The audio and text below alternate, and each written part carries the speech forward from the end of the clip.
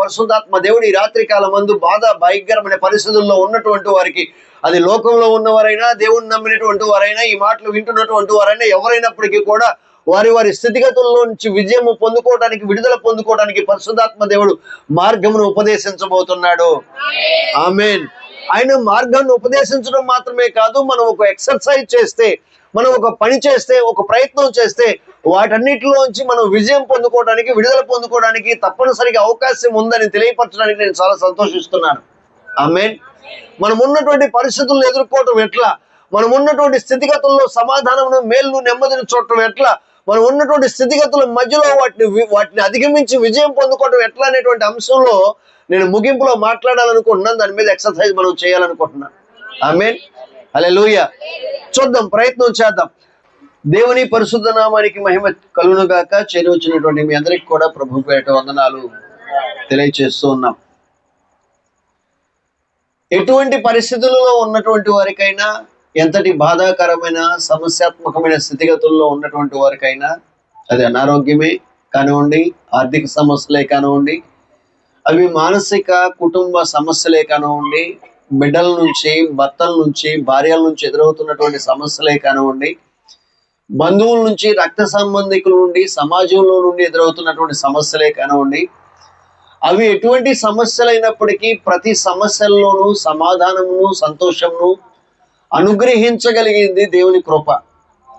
అటువంటి దేవుని కృప దేవుణ్ణి నమ్మినటువంటి ప్రజలకి తోడుగా ఉండి నడిపిస్తుంటది.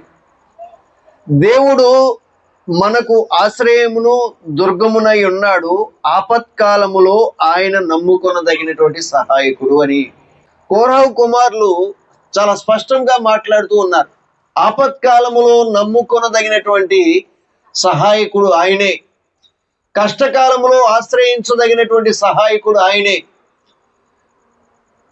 ఎన్ని సమస్యలు వచ్చినా, ఎన్ని శ్రమలు వచ్చినా, ఎంత ఆపదొచ్చినా, ఎంత ఇబ్బంది కలిగినా, ఎటువంటి వేదనాకరమైన పరిస్థితులు మన జీవితాల్లోకి వచ్చినప్పటికీ కూడా ఆ పరిస్థితులను బట్టి కృంగిపోవలసినటువంటి పని లేదు, ఆ పరిస్థితులను బట్టి అధైర్యం పడవలసిన పని లేదు, ఆ పరిస్థితులను బట్టి వేదనాకరమైన స్థితిగతుల్లోనికి వెళ్ళిపోయి నన్ను ఆదుకునేవారు ఎవరూ లేరని బాధతోనూ, దిగులుతోనూ కూలబడి ఏడుస్తూ కూర్చోవలసిన పని లేదు. కానీ ఆ పరిస్థితుల నుంచి విడుదల కలిగించేటువంటి సమర్థుడైనటువంటి సర్వశక్తివంతుడైన యేసు వైపు చూస్తూ, ప్రభువా నీవే నాకు సహాయము, నీవే నాకు ఆధారము, నీవే నాకు ఆశ్రయం అని ప్రభువు పాదాలు పట్టుకుని బ్రతిమలాడినటువంటి వారి జీవితాల్లో తప్పనిసరిగా తన కార్యములు జరిగించేటువంటి గొప్ప దేవుడై ఉన్నాడు మన దేవుడు. ఆమేన్. మనము లోకమనే సముద్రంలో ఉన్నాము. సముద్రంలో అలలు తప్పనిసరిగా వస్తాయి. ఆమేన్. అలలు రాకుండా సముద్రము ఉండనే ఉండదు. ఈ లోకంలో మనిషి జీవించి ఉండగా కష్టాలు, సమస్యలు రాకుండా మనిషి ఉండనే ఉండడు. సముద్రంలో అలలు రావటం ఎంత సహజమో, మన జీవితంలో కష్టాలు, సమస్యలు రావటం కూడా అంతే సహజం. సో అల వచ్చింది, ఒడ్డున ఉన్నటువంటి అనేకమైన రాళ్ళని, బండల్ని, ఇసుక తెన్నుల్ని, తెప్పల్ని, వాటన్నిటిని తాక్కుంటూ, కొట్టుకుంటూ వాటిని ముంచివేస్తున్నట్లుగా కనిపిస్తుంది, వెళ్ళిపోతుంది. అల వస్తుంది, కొడుతుంది, వెళ్ళిపోతుంది మరలా వెనక్కి. ఎక్కడి నుంచి అయితే అల వచ్చిందో మరలా అక్కడికే తిరిగి వెళ్ళిపోతుంది.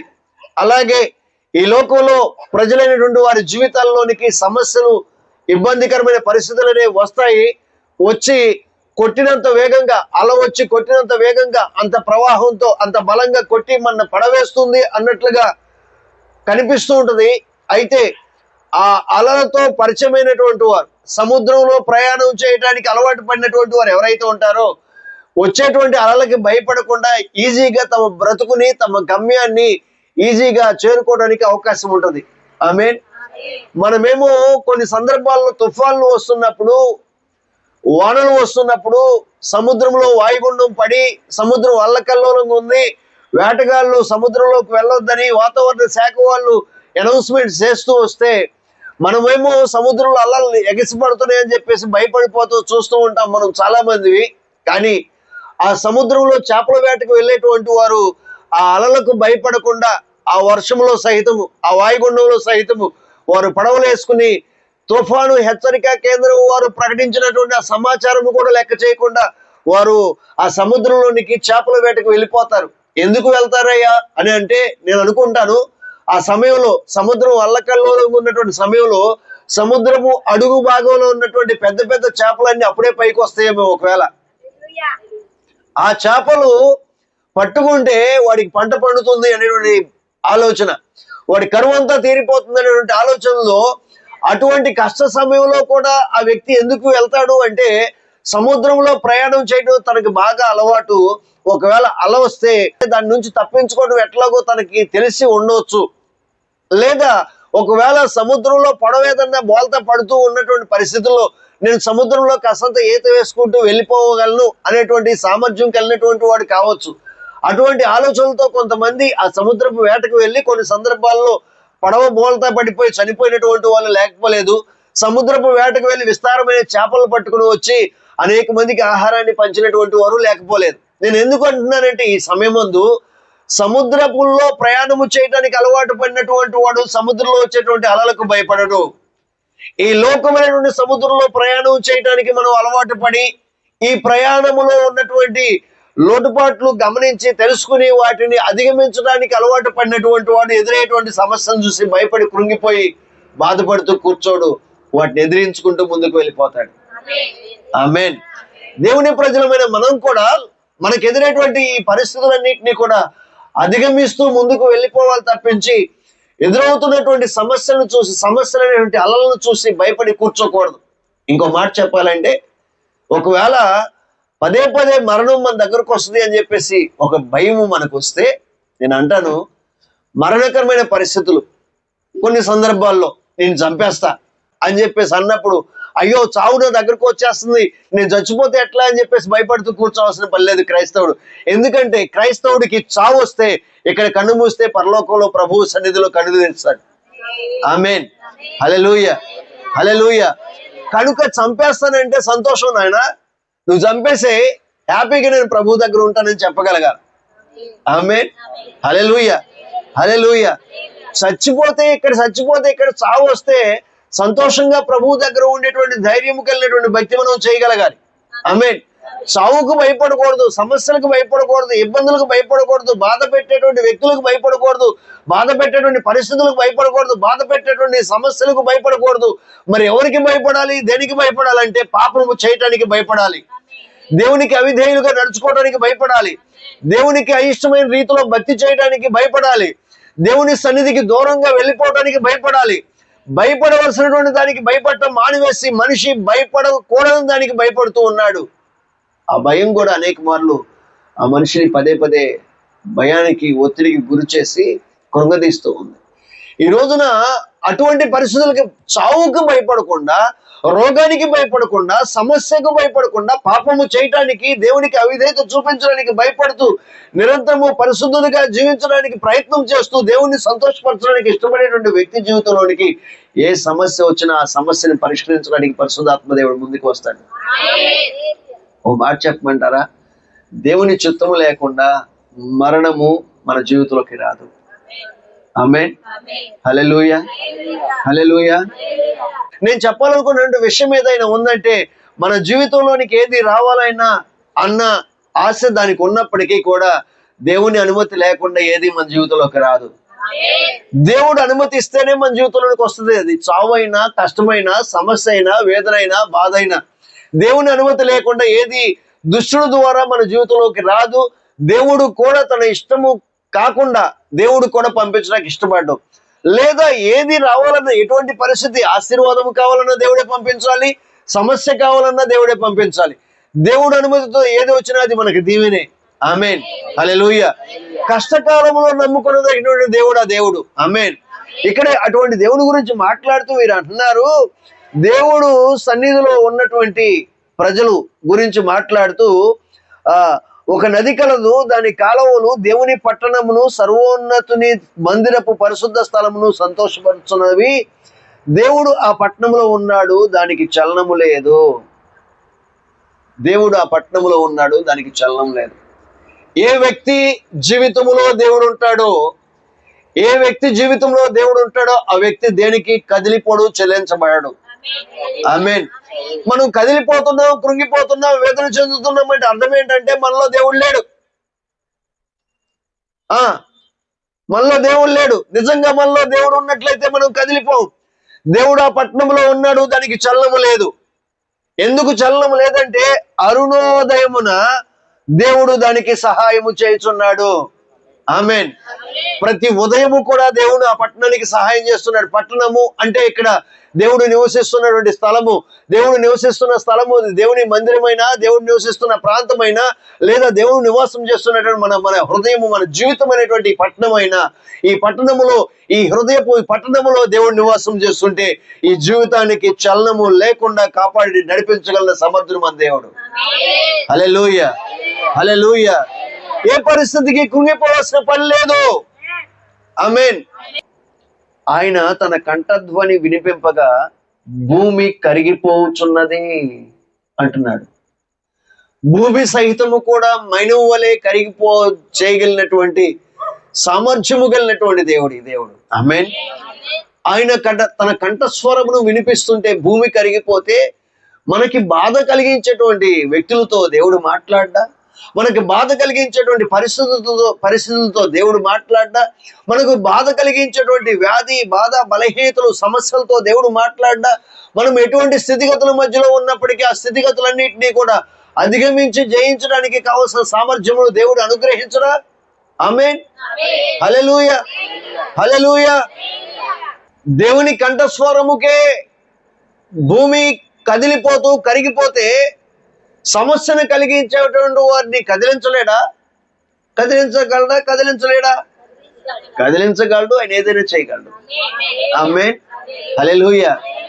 మరి ఆయన ఎందుకు చేయట్లేదంటే మనము దేవుడు నివసించడానికి అనుకూలమైన పట్టణముగా, ప్రదేశంగా ఉండట్లేదు అంతే. దేవుడు నివసించడానికి అనుకూలమైనటువంటి ప్రదేశముగా మనం ఉన్నట్లయితే, దేవుడు నివాస స్థలముగా మనం ఉన్నట్లయితే, దేవుడు ఏ స్థలంలో నివసిస్తాడో ఆ స్థలంలో క్షేమమే ఉంటది. క్షామకరమైన పరిస్థితులు ఉన్నప్పటికీ ఆ పరిస్థితుల నుంచి విడుదల కలిగించి, విజయం ఇచ్చి, నెమ్మదితోనూ సమాధానముతో నింపి నడిపించగలిగినటువంటి సామర్థ్యము కలిగినటువంటి వాడు దేవుడు. ఆమేన్. హల్లెలూయా. అటువంటి దేవుని సన్నిధిలో మనముంటూ ఆ దేవుణ్ణి గనక మన హృదయంలో చేర్చుకుని ఆయనకి ఇష్టమైన రీతిలో మనం భక్తి చేస్తూ ఉన్నట్లయితే తప్పనిసరిగా మన జీవితాల్లో ఆయన కార్యం జరిగించగలడు. ఆమేన్. పరిశుద్ధాత్మ దేవుడు ఈ రాత్రి కాలం మందు బాధ, భయంకరమైన పరిస్థితుల్లో ఉన్నటువంటి వారికి, అది లోకంలో ఉన్నవారైనా, దేవుణ్ణి నమ్మినటువంటి వారైనా, ఈ మాటలు వింటున్నటువంటి వారైనా, ఎవరైనప్పటికీ కూడా వారి స్థితిగతుల్లో నుంచి విజయం పొందుకోవడానికి, విడుదల పొందుకోవడానికి పరిశుద్ధాత్మ దేవుడు మార్గమును ఉపదేశించబోతున్నాడు. ఆమేన్.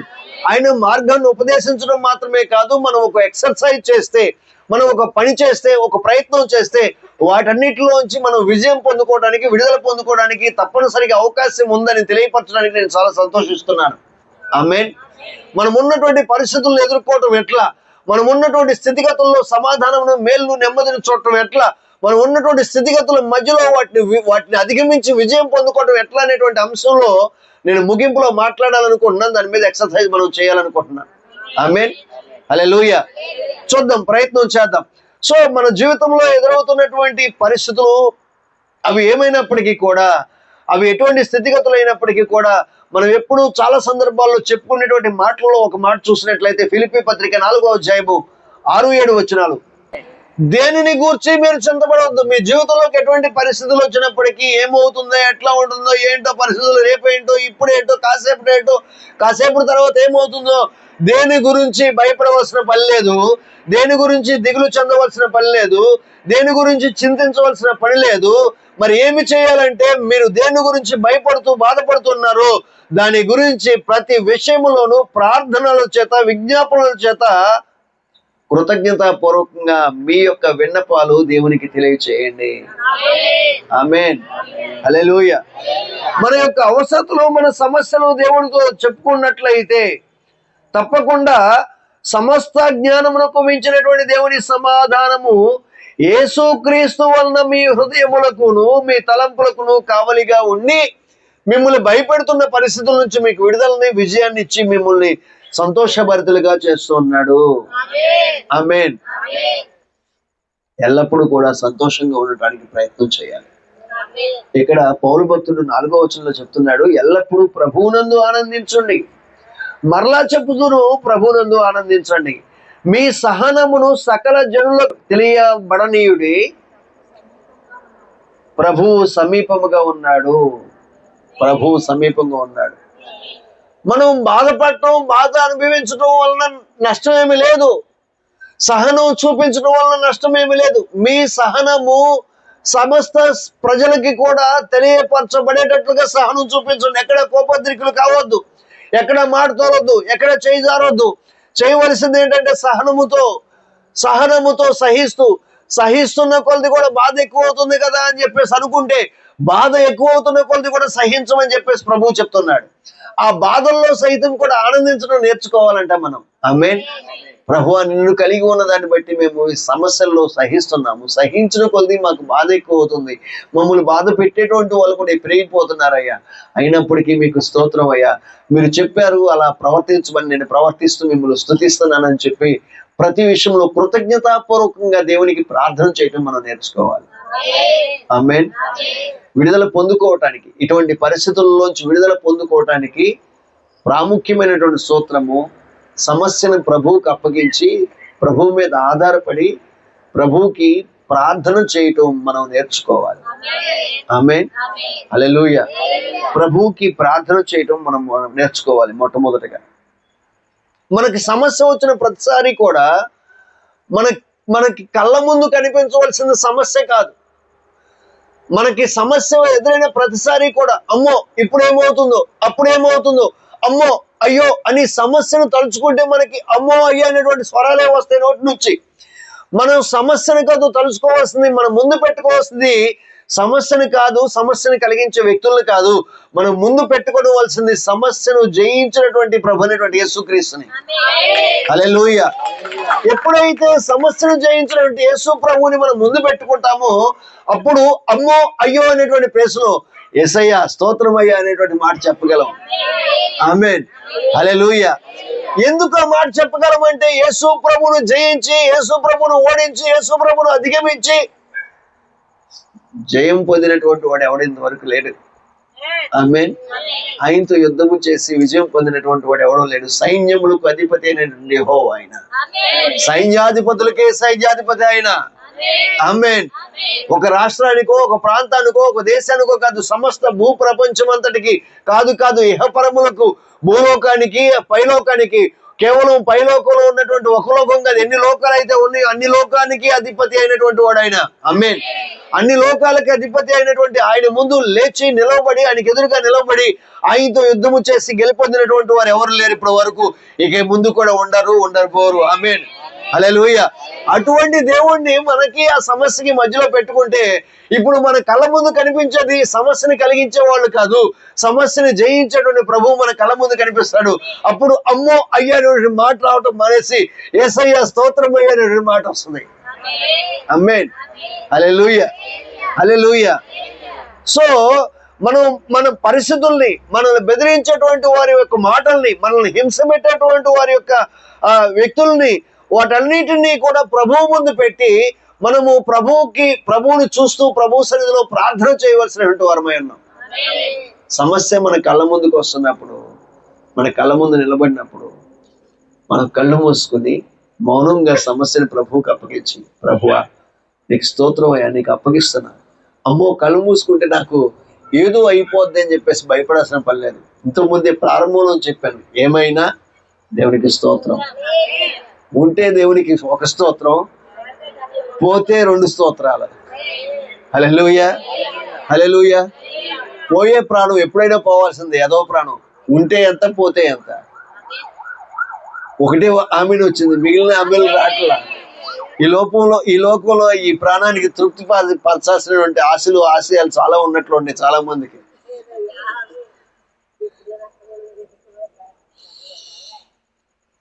ప్రాణం ఉంటే ఒక స్తోత్రం, ప్రాణం పోతే 10 స్తోత్రాలు. హల్లెలూయా. 10 స్తోత్రాలు, 25 స్తోత్రాలు, 100 స్తోత్రాలు. ఆమేన్. పోయే ప్రాణం కోసం, అది ఎప్పుడైనా పోయేది, దాన్ని పట్టుకుని ఏలాడాల్సిన అవసరం మనకేంటండి బాబు? ఏదో ఒక రోజున అది పోయేది. అది ఈ రోజు పోతే చాలా సంతోషం. ఆమేన్. ఎందుకు సంతోషం తెలుసా? ఇప్పటి వరకు ప్రభువుకి ఇష్టంగా నడుచుకుంటూ ఉన్నావు. ఇప్పుడు పోతే పరలోకమే. పోయేలోపు ఎక్కడైనా పాపం చేసేవానికి ఈ లోపు పరలోకం పోద్ది, నరకమే తథ్యం. సో దేవునికి ఇష్టమైన రీతిలో నడుచుకుంటూ ఉన్న ఈ టైంలో ఒకవేళ పోయామనుకోండి, దేవునికి స్తోత్రం. డైరెక్ట్ గా ఎవడో మన ఆపలేడు. ఇక్కడ కన్ను మూయటం, ఆడ కన్ను తెరటమే. యేసు రక్తం చేయం. హల్లెలూయా. అందుకని పోయే ప్రాణం కోసం ఆలోచించవసరం. కళ్ళు మూసుకుంటేనే ఈలో ప్రాణం పోయిద్దేమో అంటే, ఒకవేళ కళ్ళు మూసుకోగానే నెత్తి మీద పచ్చడి తీసుకుని డామును బాధేస్తారంటే, యేసయ్య నీకు స్తోత్రం అయ్యా. హల్లెలూయా. పచ్చడి బండే పడినోండి, కత్తే పడ్డోండి పొట్టలో, ఏది బండే నీకు స్తోత్రం. ఆమేన్, ఆమేన్. ఒక తెగింపుతో కూడిన భక్తి మనం చేయగలగాలి. ఆమేన్. నేను మరొక మాట చెప్తున్నాను, దేవుని అనుమతి లేకుండా మన జీవితంలోనికి ఏది రాదు. ఒకవేళ కొడదామని పచ్చడి బండి నెత్తి మీద వేసి కొడదామన్నా చెయ్యి పైకి ఎత్తగలడేమో కానీ దించలేడు. కారణం ఏంటి తెలుసా? చెయ్యి పైకి ఎత్తగానే ఎత్తినటువంటి చెయ్యి అట్లాగే ఉండిపోద్ది అక్కడ. దేవుడి అనుమతి లేకుండా చెయ్యి పైకి ఎత్తారనుకోండి, ఆ చెయ్యి అట్లాగే ఉండిపోవచ్చు. లేకపోతే దేవుడి అనుమతి లేకుండా చెయ్యి పైకి ఎత్తారనుకోండి, ఆ చెయ్యి తర్వాత పైకి లేవటానికి అవకాశం లేకుండా కిందకి ఇక్కడ ఏలాడుతూ ఉండిపోవద్దు. ఆ చెయ్యిని లేపడానికి ఇంకో చెయ్యి పక్కకి తోడు రావాలి. దేవుని ప్రజలకి బాధ కలిగించేటువంటి వారికి ఎవరికి క్షేమం ఉండదు. గమనించండి, దేవుని నమ్మిన ప్రజలకి బాధను ఎవరు కలిగించకూడదు తప్పనిసరిగా. ఆ మాటకు వస్తే నేను అంటాను, మనమందరము కూడా మనలో లోపాలు ఉంటాయి తప్పనిసరిగా. లోపాలు లేనటువంటి మనిషి ఎవడు లేడు. అసలు మనిషే లోపంతో ఉన్నాడు భూమి మీద. లోపం లేకుండా దేవుడు చేశాడు, లోపం వచ్చేటట్లుగా మనిషి కలగ చేసుకున్నాడు. అది మొదలుకుని ఇప్పుడు భూమి అంతరించిపోయే వరకు మనిషి లోపాలతోనే ఉంటాడు తప్పనిసరిగా. కనుక ఏ మనిషి దేవుణ్ణి నమ్మినటువంటి మనిషి అయినంత మాత్రాన లోపం లేకుండా ఉంటాడని చెప్పి చెప్పట్లా. దేవుణ్ణి నమ్మినప్పటికీ లోపంతో ఉంటాడు. దేవుణ్ణి నమ్మినప్పటికీ పాపము చేయటానికి అవకాశం ఉంది. అలా అని చెప్పేసి పాపం చేసుకుంటూ వెళ్ళిపోకూడదు. కానీ పాపము చేయడానికి అవకాశం ఉంది కదా, అయ్యగారు చెప్పారు కదా, నేను పాపం చేయొచ్చు అన్నారా అనుకున్నారా, జాగ్రత్త, సస్తారు. పాపం చేశారా, కావాలని పాపం చేశారా, డైరెక్ట్గా వెళ్ళిపోతారు. మరలా తప్పించుకోవటం, విడిపించబడటం కష్టమే.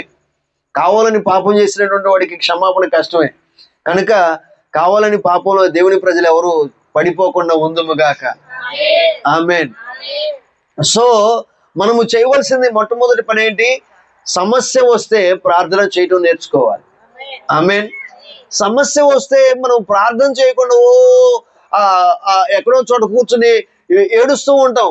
ఉపయోగం లేదు. ఎక్కడో కూర్చుని ఏడవటం కదా, ఏడిపేదో ప్రభు పాదాల ముందు పడి ఏడిస్తే ఉపయోగం. మన కన్నీరు ప్రభువుకే కనిపించాలి. ఆమేన్. మన కన్నీరు ప్రభువుకే కనిపించాలి తప్పించి మనుషులకు కనిపించడానికి వీల్లేదు. మన కన్నీరు మనుషుల ముందు కారిస్తే ఉపయోగం లేదు. మనం మనుషుల ముందు మాట్లాడుతున్నప్పుడు ధైర్యంగా మాట్లాడగలగాలి. నా దేవుడు నాకు ఉన్నాడండి, నా దేవుడు తప్పకుండా సహాయం చేస్తాడని నవ్వుతూ మాట్లాడగలగాలి. అసలు వీళ్ళ గుండెనేది ఉందా, గుండెలన్నీ ఊడిపోయా అని చెప్పేసి అనుకోవాలి. వీళ్ళు ఎప్పుడు చూసి నవ్వుతున్నారు ఏంట్రా బాబు, అసలు ఇన్ని సమస్యలు ఉంటే మనకే భయం అనిపిస్తుంది, వీళ్ళు ఎట్లా నవ్వగలుగుతున్నారు అని చెప్పేసి మనం చూస్తున్నటువంటి వాళ్ళు భయపడాలి తప్పించి, వాళ్ళు బాధపడాలి తప్పించి మనం బాధపడుతున్నట్లుగా ప్రజలకు కనిపించకూడదు. మన బాధ అంతా ఏదైనా ఉందంటే ప్రభు దగ్గర కూర్చుని అక్కడ కార్చుకోవాలి. కన్నీరు, ఏడుపు, నువ్వు ఎంతగా ఏడవగలవు అంత ఏడు ఆయన దగ్గర, దానికి ఫలితం కనిపిస్తుంది. ఆమేన్. ప్రార్థన చేయాలి. రెండవదిగా ఆ సమస్యను కలిగించేటువంటి వ్యక్తుల్ని కాదు, ఆ వ్యక్తిలో ఉన్నటువంటి దురాత్మ. ఒక వ్యక్తి ఒక సమస్యను కలిగిస్తున్నాడంటే సమస్యను కలిగించడానికి కారణం ఒక వ్యక్తి కాదు, ఆ వ్యక్తిలో ఒక దురాత్మ ప్రవేశిస్తుంది. ఆ సమస్యకి మూలం దురాత్మలు. ఈ లోకంలో మనిషిని సమస్యల్లో ముంచెత్తడానికి కారణం దురాత్మలు, మనుషులు కాదు. మనిషిని దేవుడు మంచిగానే చేశాడు. ఆ మనిషి తప్పు చేసేటట్లుగా పడద్రోయబడినటువంటి దురాత్మ, అపవాది, వాని యొక్క దూతల యొక్క సమూహము ఈ భూలోకములో ఉన్న ప్రతి మనిషిని యొక్క హృదయంలో ప్రవేశించి ఆ మనిషిని దేవునికి అవిధేయుడిగా ప్రవర్తించేట్లుగా చేస్తున్నాయి. కనుక ఇప్పుడు ఆ వ్యక్తిలో దేవునికి అవిధేయుడిగా ఉండి ఇతరులను బాధ పెడుతున్నటువంటి వ్యక్తులు ఉన్నారు చూస్తారా, ఆ వ్యక్తులలో కొన్ని దురాత్మలు పనిచేస్తూ ఉంటాయి. ఆ దురాత్మల్ని ఎదిరించడానికి సిద్ధపడాలి. ఆమేన్. హల్లెలూయా. ఒకటి ప్రార్థన చేయాలి. రెండవది ఆ వ్యక్తిలో పనిచేస్తున్నటువంటి ఆ వ్యక్తిని ఎదిరించడం కాదు, వ్యక్తులను ఎదిరించడం వల్ల ఉపయోగం లేదు. వ్యక్తిలో ఉన్నటువంటి దురాత్మలను ఎదిరించడానికి సిద్ధపడాలి. అపవాదిని ఎదిరించుడి, వాడు మీ వద్ద నుంచి పారిపోతాడు. బైబిల్ స్పష్టంగా చెప్తుంది. మనం అపవాదిని చూసి భయపడి పారిపోతే కుక్క తరువుకు వచ్చినట్టు తరువుకి వెళ్ళిపోతాం. అన్నీ కుక్కే మనం ముందు పెట్టుకోవాలి. కుక్కను చూసి మనం భయపడి పారిపోయామా, అది మన పెక్క పట్టుకుంటది, పీకేస్తుంది. కుక్క అరుచుకుంటూ మీదకు వస్తున్నప్పుడు దాని ముందు నిలబడి ఆయ్ అని అరవండి, అది నిలబడిపోద్ది.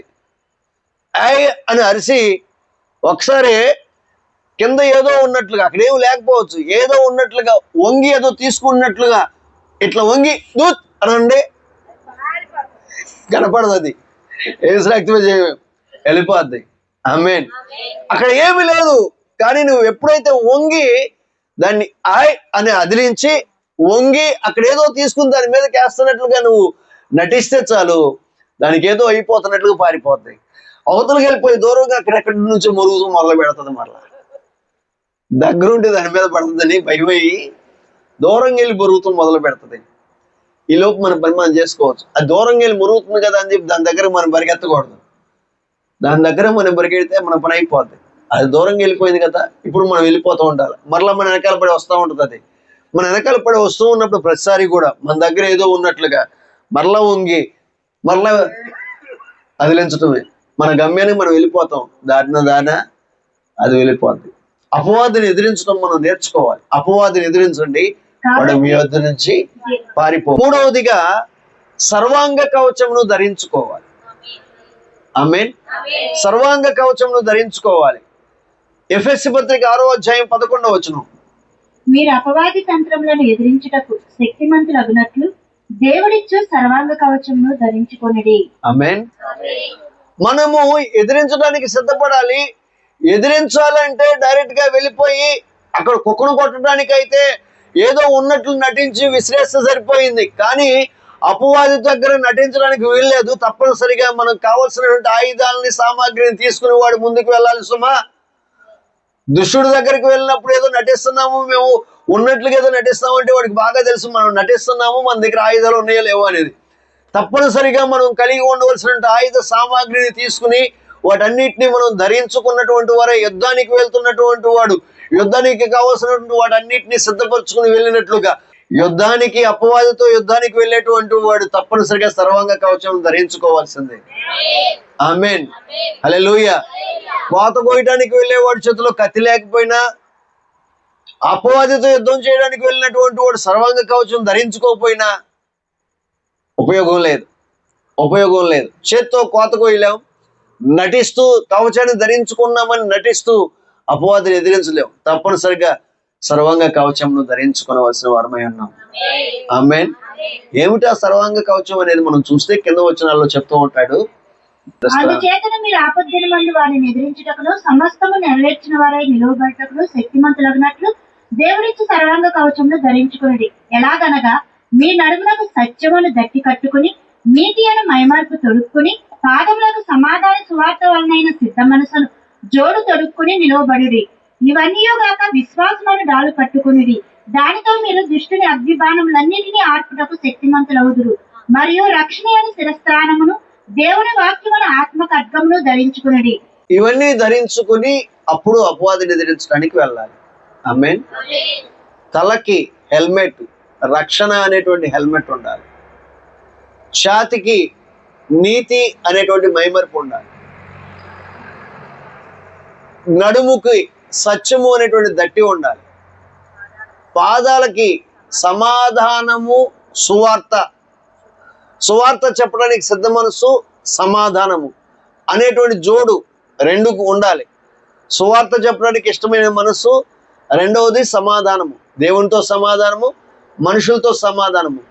ఇవి కలిగి వీటితో పాటుగా ఒక చేతితో విశ్వాసం అనే డాలు ఉండాలి. ఎందుకంటే అపవాది బాణాలు వేస్తూ ఉన్నప్పుడు వాడు వేస్తున్నటువంటి బాణాలు అడ్డుకోవటానికి డాలు ఉండాలి. ఇంకొక చేతితో వాక్యమైనటువంటి ఖడ్గము ఉండాలి. ఈ ఖడ్గముతో వాడిని ఎదిరించవచ్చు, వాడిని కొట్టొచ్చు, వాడిని దాడి చేసి వాడిని చంపొచ్చు. ఇవన్నీ కలిగినటువంటి వారముగా మనం నిలువబడినప్పుడు అపవాది తప్పనిసరిగా మనం ఆయుధాలు ధరించుకుని నిలబడినప్పుడు వాడు మన ముందు నిలబడలేడు. ఆమేన్. ఆయుధాలు ధరించుకుని నిలబడినప్పుడు మన ఆయుధాలను చూసి వాడు పారిపోతాడు. అప్పటికే కొన్ని సందర్భాల్లో దురాత్మ యొక్క సమూహాలు కొన్ని సందర్భాల్లో మన మీద దాడి చేసి, మన కుటుంబాల మీద దాడి చేసి, మన కుటుంబాల్లో మన కుటుంబ సభ్యుల్లో మన మీద కూడా కొన్ని సందర్భాల్లో ఆ అపవాది పని చేయటానికి అవకాశం లేకపోలేదు. అటువంటి పరిస్థితుల్లో అపవాదిని ఎదిరించడానికి ప్రయత్నము చేయాలి, కాదు అపవాదిని ఎదిరించాలి. ఆమేన్. హల్లెలూయా. ఎదిరించడం కొరకు మనం చేయాల్సిన పని ఏంటయ్యా అంటే ఇవన్నీ ధరించుకొని ఎదిరించవలసినటువంటి వారమై ఉన్నాం. ఆమేన్. హల్లెలూయా. హల్లెలూయా. సో ఎదిరించడం కొరకు మనము తప్పనిసరిగా ధరించుకోవాలి. ముందు ధరించుకోకుండా ఎదిరించలేము. దేవుని ప్రజలైనటువంటి వారు తప్పనిసరిగా మొట్టమొదటిగా ప్రార్థన చేయాలి. రెండవదిగా అపవాదిని ఎదిరించడానికి సిద్ధపడాలి. మూడవదిగా సర్వాంగ కవచాన్ని ధరించుకోవాలి. ధరించుకున్న తర్వాత చేయాల్సిన పని చెప్తున్నాను.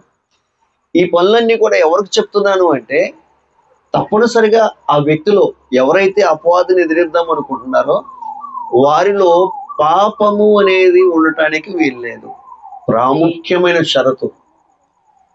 మనలో పాపం ఉంచుకుని, మనలో దోషం ఉంచుకుని, ఇంతకుముందు రవణమ్మ గారు నేను ఎప్పుడు ఏ జన్మలో ఏ పాపం చేశాను, ఎప్పుడు ఏ పాపం చేశానో నాకు తెలియదు. నేను ఎప్పుడు అనేటువంటి మాట అదే. మనం ఏం పాపం చేసామో మనకు తెలియదా? నేను ఎప్పుడు ఏం చేశాను నాకు తెలియదు నాయన అని చెప్పేసి అంటే మనం అబద్ధికులుగా మాట్లాడుతున్నాం. అక్కడే నేనేం చేశాను నాకు తెలియదు అన్నట్లుగా మాట్లాడకూడదు. అసలు మనం ఆ మాట చెప్పడమే పెద్ద అబద్ధం.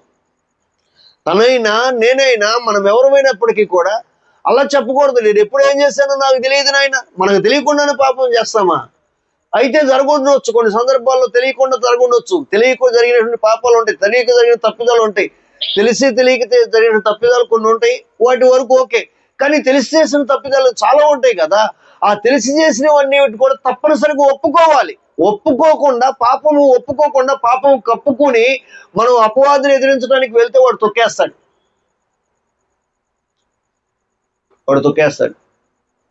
మనలో పాపము దాచుకుని అపవాదిని ఎదిరించడానికి ప్రయత్నం చేయొద్దు ఎవరు కూడా. అపవాది ముందు నిలబడేది పాపము లేనటువంటి వ్యక్తి మాత్రమే.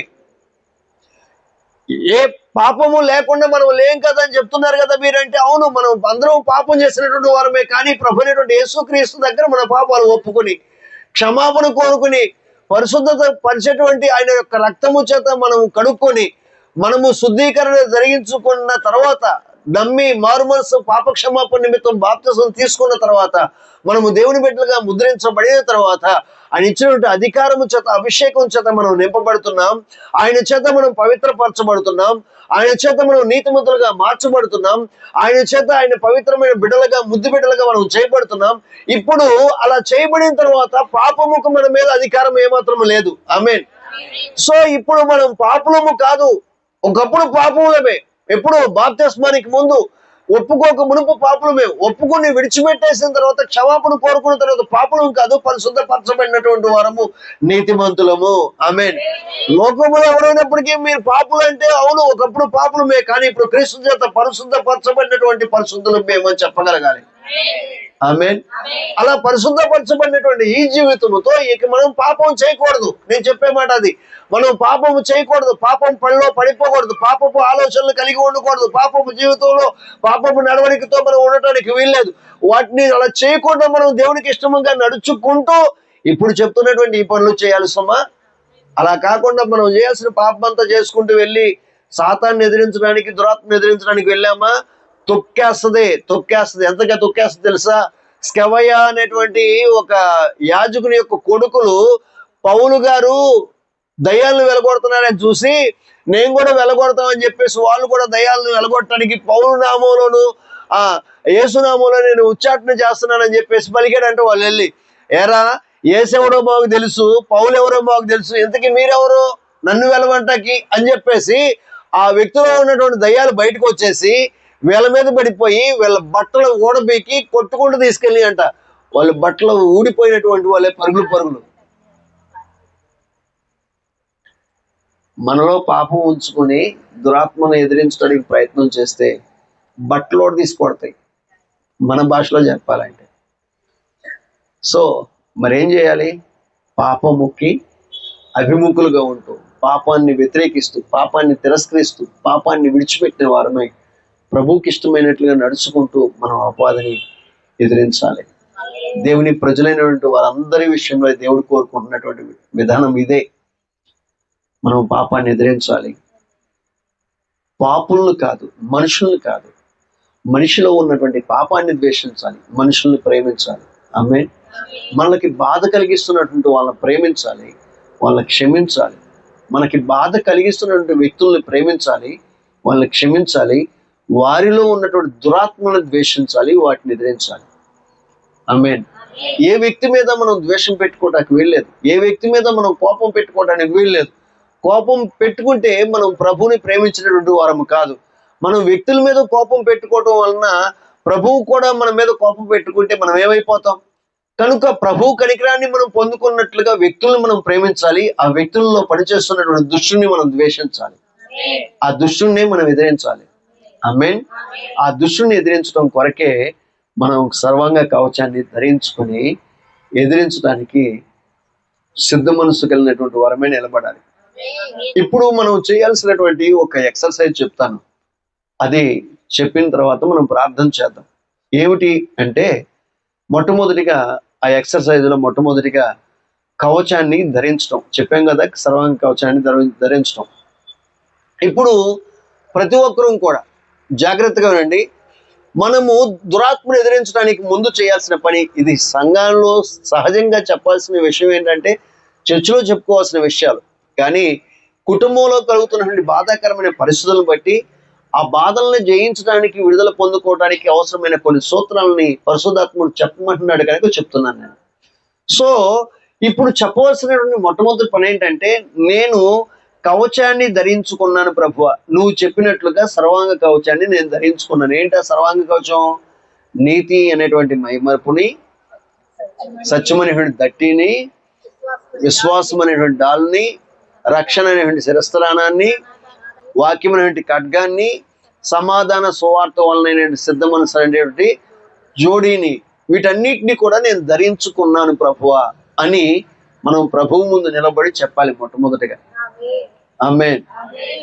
నీవు నాకు ఇచ్చినటువంటి వీటన్నిటిని కూడా యేసయ్య, యేసు నామములో నా మనస్సుని, నా హృదయాన్ని, నా ఆత్మను నువ్వు ఇచ్చినటువంటి ఆయుధాలతో ధరించుకున్నాను ప్రభువా అని చెప్పేసి మనం ప్రభువుతో చెప్పి, ప్రభువా ఇప్పుడు నీ కృపచేత అపవాదిని ఎదిరించడానికి నేను సిద్ధంగా నిలబడి ఉన్నాను, నన్ను బలపరిచి నిలబెట్టి వాడుకోను ఆయన అని చెప్పి చెప్పగలగాలి.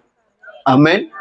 రెండవదిగా, మనము అనుభవిస్తున్న పరిస్థితులు, ఎవరి ద్వారా ఆ పరిస్థితులు అనుభవిస్తున్న, ఉదాహరణకి వీరు వ్యసనభరితమైనటువంటి కొడుకుల ద్వారా బాధపడుతూ ఉన్నారు కనుక ఇప్పుడు ఆ వ్యసనాలకి కారణమైన దురాత్మలు వారిలో ఉండి పనిచేస్తున్నాయి. వాళ్ళ కొడుకులను ద్వేషించడం కాదు, వారి కొడుకుల్ని ప్రేమించాలి. లేదా అది కొడుకులైనా కావచ్చు, భర్తలైనా కావచ్చు, భార్యలైనా కావచ్చు, పిల్లలైనా కావచ్చు, ఎవరి ద్వారా బాధపడుతున్నారో ఆ బాధపడుతున్నటువంటి వారిని ప్రేమిస్తూ వారిలో ఉన్నటువంటి దురాత్మలను ఎదిరించడానికి పూనుకోవాలి. ఆమేన్. హల్లెలూయా. ఇప్పుడు ఆ వ్యసనం యొక్క ఆత్మ మీద మనం అధికారాన్ని ప్రకటిస్తూ మాట్లాడాలి. ఆమేన్. దానితో ఆ అధికారాన్ని ఉపయోగించి మాట్లాడే, నా కొడుకుల్ని లేకపోతే నా భర్తని త్రాగుడికి గురి చేసి, వ్యసనాలకు గురి చేసినటువంటి ఆత్మ, యేసు నామములో నిన్ను ఎదిరిస్తున్నానని చెప్పాలి. ఆమేన్.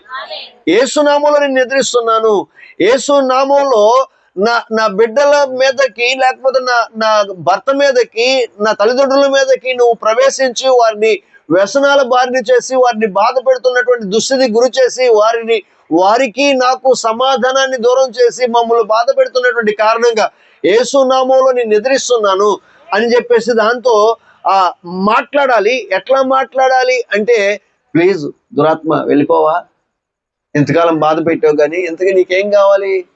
నువ్వేం కోరుకుంటే అది ఇచ్చేస్తా. కొంతమంది దురాత్మలు వెళ్ళగొట్టేటువంటి విషయాలు ఎట్లాగా మాట్లాడుతుంటారు. దానికి ఇష్టమైనవన్నీ పెట్టి తీసుకొచ్చి పెడతారనమాట. పెట్టి నీకేం కావాలంటే తీసుకో, ఇవన్నీ తినేసి వెళ్ళిపోమని చెప్పేసి బ్రతులాడతారు. దురాత్మని బ్రతులాడుకోవాల్సిన పని లేదు, దానికి ఇష్టమైనవి తీసుకొచ్చి పెట్టాల్సిన పని అంతకన్నా లేదు. ఆమేన్, హల్లెలూయా. అది మన దగ్గర కూర్చుని తినడానికి దానికి అధికారం లేదు. యేసు నామములో వెళ్ళిపోవాల్సిందే. ఆమేన్. దానితో అధికారంతో మాట్లాడాలి తప్పించి బ్రతులాడుతూ మాట్లాడకూడదు. ఆమేన్, హల్లెలూయా. మూడవదిగా మానసికంగాను శారీరకంగాను వారిని హింసిస్తూ ఉంటాయి ఆ పరిస్థితులు. ఆ దురాత్మలు వారిని హింసిస్తాయి, వారిలో ఉండి ఇతరులను కూడా హింసిస్తూ ఉంటాయి. వారి ద్వారా హింసకి ఆ వ్యక్తులు మంచోళ్ళే, కానీ వారిలో ఆ దురాత్మల నుండి పనిచేస్తున్నాయి కనుక వాళ్ళు హింసించే వాళ్ళుగా మారిపోతున్నారు. ఇప్పుడు వారు హింసించే వాళ్ళుగా మారిపోతున్నారు కనుక ఆ హింసిస్తున్నటువంటి దురాత్మల్ని యేసు నామములో, యేసు రక్తము చేత అవి అక్కడి నుండి వెళ్ళిపోమని చెప్పాలి. ఆమేన్. యేసు నామములో, యేసు రక్తము చేత అక్కడి నుండి వెళ్ళిపోమని చెప్పాలి. ఆ తర్వాత ఆ దురాత్మలు వాళ్ళని బంధించేసి ఉంటాయి. అప్పటికే బంధించేసి ఉంటాయి. ఆ బంధకాలను తెంచివేయాలి. ఆ బంధకాలను తెంచివేయటానికి చాకులో, బాంబులో, ఇంకేవో తీసుకుని మనం కట్ చేద్దామంటే తెగవు. కేవలం యేసు రక్తం ఒకటే సాతాను యొక్క బంధకాలను తెంచగలదు. ఆమేన్. యేసు రక్తమును ఆ బంధకాల మీద ప్రోక్షించాలి. ఎక్కడుంది యేసు రక్తం? ఎక్కడ దొరుకుతుంది? ఏ మార్కెట్లో దొరుకుతుంది? మార్కెట్లో తెచ్చుకుందాం అంటే మార్కెట్లో దొరికేది కాదు అది. ఆ యేసు రక్తం భూప్రపంచం అంతా కూడా నమ్మినటువంటి వారి యొక్క హృదయాల్లో ప్రోక్షించబడుతుంది. ఆశ్రయించినటువంటి వారి జీవితాల్లో పనిచేస్తుంది. ఆ యేసు రక్తము యొక్క శక్తి నమ్మినటువంటి వారి యొక్క నోటి నుంచి బయటకు వస్తుంది. అది ఆ నోటి నుంచి మనం బయటికి ప్రకటించాలి. యేసు నామములో, యేసు రక్తంను ఉపయోగించి ఆ బంధకాలు తెంచేయాలి. యేసు నామములో, యేసు నామాన్ని ఉపయోగించి వాటిని బంధించాలి. ఆ దురాత్మను బంధించాలి. ఆ దురాత్మ యొక్క బంధకాలను తెంచేయాలి. దురాత్మ యొక్క బంధకాలను తెంచివేసిన తర్వాత ఇప్పుడు బంధించినటువంటి వాటిని కొట్టుకుంటూ యేసునామములో పో అవతలకి అని చెప్పేసి తరివేసుకుంటూ వెళ్ళాలి. ఆమేన్.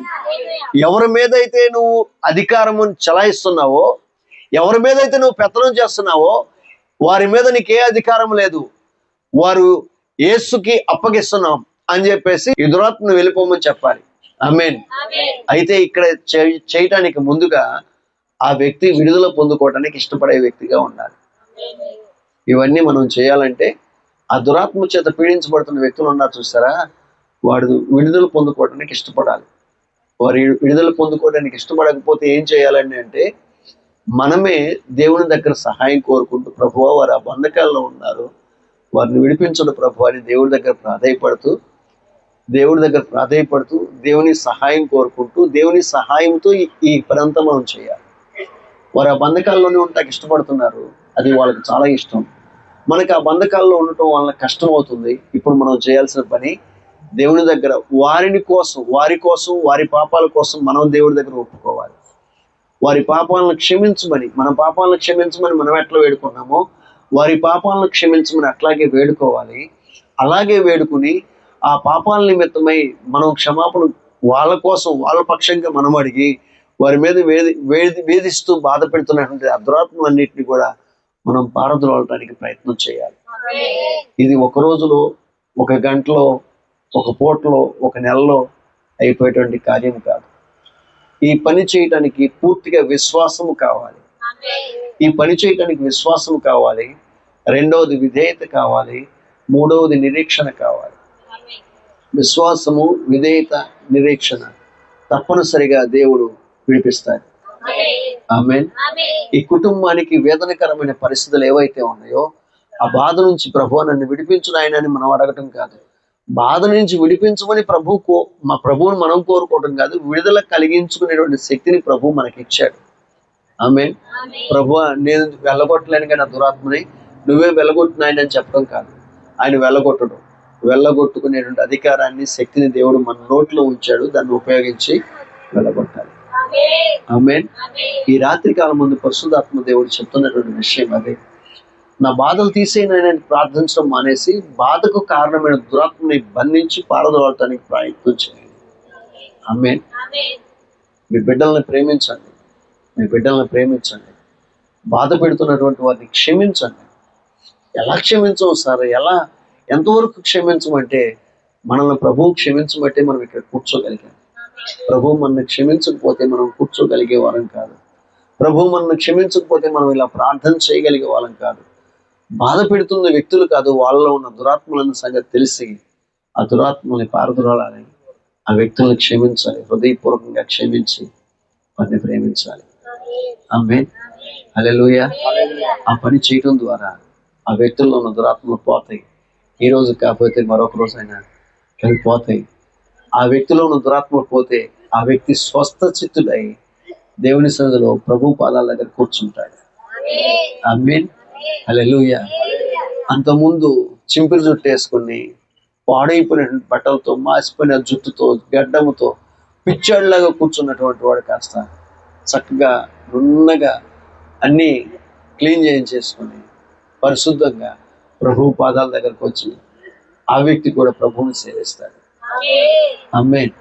వారు ప్రభువుని సేవించినట్లుగా, వారి జీవితాలు ప్రభువుకు సమర్పించుకున్నట్లుగా మనమే ప్రార్థించాలి. ఆమేన్. మన కుటుంబాల కోసం మనం ప్రార్థించాలి, మన బిడ్డల కోసం మనం ప్రార్థించాలి, మనం బాధ పెడుతున్న వ్యక్తుల కోసం మనం ప్రార్థించాలి. అలా ప్రార్థించి విజయంను విడుదల పొందుకుందాం. అటువంటి కృపా సమాధానములతో మనలందరినీ నింపి నడిపించును గాక. దేవుడి మాటలు మన వెనుకల్లో దీవించి వర్ధల చేయును గాక. ఆమేన్.